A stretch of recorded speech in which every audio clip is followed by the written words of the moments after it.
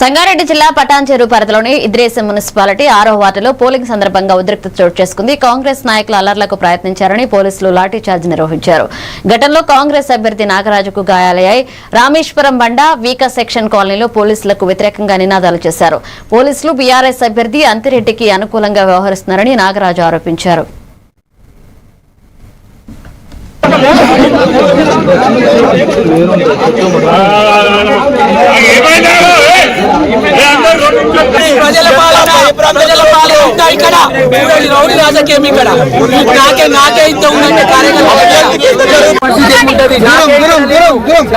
Security లేదు. నా కార్యకర్త పరిస్థితి ఏంటి రేపు నాకు లీడర్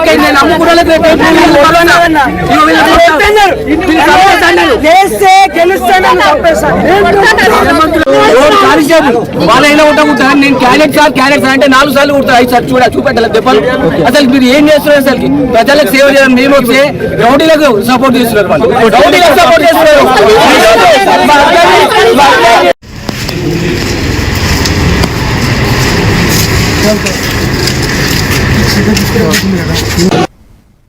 రామాయ